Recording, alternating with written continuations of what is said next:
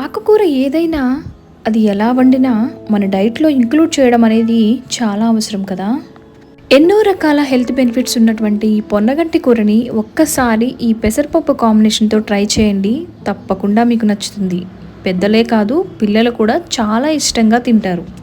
ఈ కర్రీని రైస్తో తినొచ్చు అండ్ రోటీతో కూడా తినొచ్చు. ఎలా తిన్నా దీని రుచి మాత్రం అమోఘం. దీనితో కర్రీ మాత్రమే కాదు, పప్పు చేసుకోవచ్చు అండ్ రోటి పచ్చడి కూడా చేసుకోవచ్చు. కానీ ఈ ఆకు అన్ని ఏరియాస్లో అవైలబుల్గా ఉండదు. బట్ మీ ఏరియాలో కనుక అవైలబుల్గా ఉంటే ఖచ్చితంగా ట్రై చేయండి. ఈ సింపుల్ రెసిపీని మీరు కూడా ట్రై చేసి ఎలా ఉందో నాకు కామెంట్ చేయడం మర్చిపోవద్దు. Thanks for watching.